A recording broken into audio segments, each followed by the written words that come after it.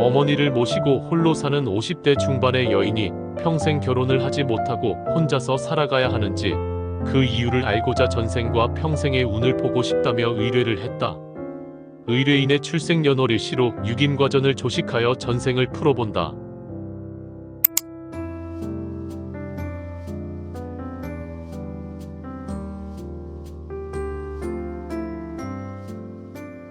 의뢰인은 1590년 강원도 삼척에서 태어났다. 의뢰인은 북두칠성의 정기를 받고 태어나서 신통한 능력을 가지고 있었다. 그래서 어릴 때부터 동네 사람들의 기륭사를 미리 알려주어 신통하다는 칭송을 듣곤 했다. 의뢰인이 22세 되던 해에 큰 해일이 일어서 바닷가에 가까이 살던 의뢰인의 집이 형체도 없이 사라져버렸고 형제 하나가 해일에 휩쓸려 목숨을 잃었다.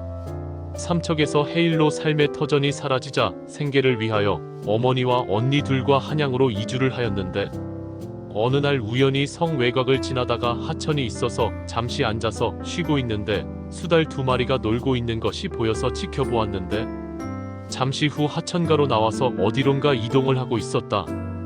호기심에 계속 따라갔더니 사람들이 길게 줄을 서 있는 집이 한 채 보였다. 궁금하여 물어봤더니 유명한 점집이었다.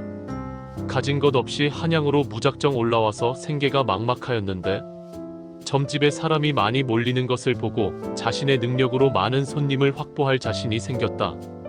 그래서 집주인의 동의를 얻어 의뢰인이 거주하는 허름한 방에 점집을 차렸다. 예상대로 사람들이 몰리기 시작하였다. 사람들의 운명을 족집게처럼 잘 맞췄고 아파서 찾아온 사람들의 환부가 눈으로 보이니 손으로 몇 번 만져주면 그 자리에서 씻은 듯이 나았다. 소문을 타고 너무 많은 사람들이 몰려오니 혼자서 감당할 수가 없어서 두 언니에게 일을 돕도록 부탁하였다. 두 언니는 한양에서 허드렛 일을 하면서 겨우 입에 풀칠을 하고 살았는데 마침 동생의 업이 잘 되니 기쁜 마음으로 함께 하기로 하였다. 의뢰인은 점집으로 많은 재산을 모았지만 언니들에게 인색하였다. 7년간 일을 도와주던 언니들은 실망하여 고향인 삼척으로 돌아가 버렸고 어머니만 남았다. 의뢰인이 재산이 많다는 소문이 나자 이를 알고 접근한 사기꾼에게 2번이나 사기를 당하여 많은 재산을 잃기도 하였다. 이때부터 의뢰인은 사람들을 잘 믿지 않고 의심부터 하는 마음에 병이 생겼다. 의뢰인은 나이가 30이 넘도록 결혼을 못하고 있다가 어느 날 손님으로 찾아온 용띠 남자를 만나서 정을 통하였는데 남자가 성격이 포악하여 헤어지려고 하였으나 쉽게 놓아주지 않아서 많은 돈을 주고서야 겨우 헤어질 수 있었다. 그 일이 있은 후부터 남자가 두려워 평생을 독신으로 살았다. 노년까지 점집을 계속하여 많은 재물을 모았지만 자신은 쓰지 못하고 말년에 또다시 사기꾼에게 고스란히 가져다 바쳤다. 의뢰인은 많은 사람들의 질병을 치유해 주었지만 정작 자신의 병은 치료할 수 없었다. 중년 이후에 대장과 자궁의 질환이 있었는데 70세에 대장이 막혀서 사망하였다. 전생의 어머니가 현생의 어머니로 환생하였고 두 언니는 현생의 2, 3 언니로 환생하였다. 이상 50대 여인의 전생을 살펴보았습니다. 이어서 전생풀이를 들은 의뢰인의 후기를 들어보겠습니다. 전생의 이야기를 듣고 의뢰인은 놀라움을 금할 수 없다고 하였다. 전생의 이야기가 현생에 마치 그대로 데자뷰되는 듯하여 전생의 이야기인지 현생의 이야기인지 분간이 안 갈 정도라며 자신이 살아온 이야기를 들려주었다. 의뢰인은 한적한 어촌에서 태어났으며 성장하면서 스님이나 명상인으로부터 북두칠성의 정기를 받고 태어났다는 말을 자주 들었으며 남다른 신통력이 있었다고 하였다. 이는 전생에서 북두칠성의 정기를 받고 태어난 기운이 그대로 이어진 듯하다. 10대 중반의 태풍 셀마의 영향으로 해일이 일어서 집 뒤에 공장 건물이 무너져 의뢰인의 집을 덮치는 큰 피해를 입었었다. 이는 전생의 의뢰인이 22세 되던 해에 큰 해일이 일어서 바닷가에 가까이 살던 의뢰인의 집이 형체도 없이 사라졌던 일이 그대로 반복되는 듯하다. 25세에 수도권으로 이사를 하여 집에서 사람들의 운명을 상담하는 일을 하였다.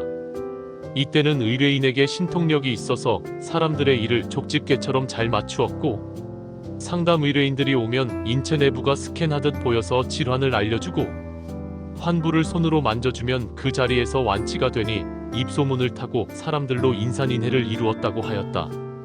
이는 전생에 한양 외곽에서 사람들의 운명을 봐주면서 족집게처럼 잘 마쳤고, 아파서 찾아온 사람들의 환부를 눈으로 보고 손으로 만져주어 사람들의 질병을 완치시켜 주었던 그 신통력이 그대로 이어진 듯하다.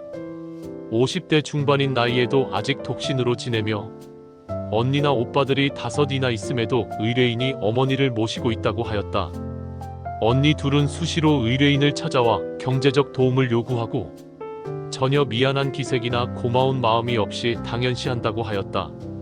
이는 전생에 두 언니가 한양에서 의뢰인의 일을 열심히 도와주었지만 의뢰인이 언니들에게 인색하여 충분한 대가를 받지 못한 언니들이 고향으로 떠나면서 어머니만 혼자 남겨두고 떠났던 일의 반복이며 두 언니가 전생에 빚을 받으러 온 일인 듯하다.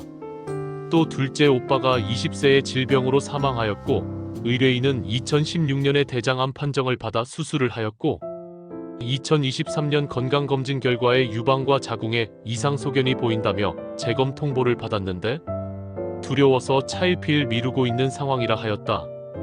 이는 전생에 둘째 오빠가 해일에 휩쓸려 사망한 일의 반복이고 중년 이후에 대장과 자궁에 질환이 있어서 70세에 대장이 막혀서 사망한 일의 반복인 듯하다. 의뢰인은 어떻게 전생과 똑같은 삶이 현생에 그대로 반복이 될 수 있느냐며 놀라워했으며 전생에 폭력적인 남자를 만나서 힘들어했던 트라우마가 현생에 남아있어서 남자가 두려워서 결혼을 하지 못한 것 같다며 혼자인 현실을 받아들였고 막내인 자신이 어머니를 모시고 살 수밖에 없는 이유도 이해를 하였다.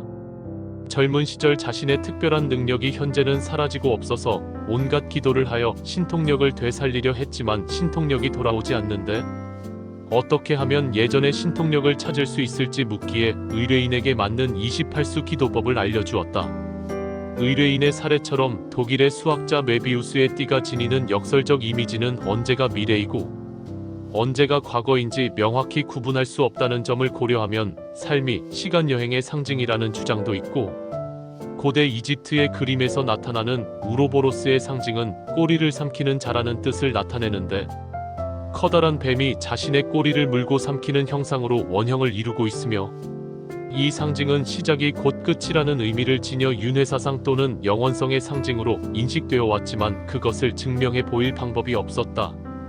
그러한 주장이나 상징적인 의미에 대하여 유김전생풀이가 하나씩 그 이론들을 증명해 보이고 있는 것이라는 생각이 든다. 이상 소담의 유김으로 풀어보는 전생이었습니다.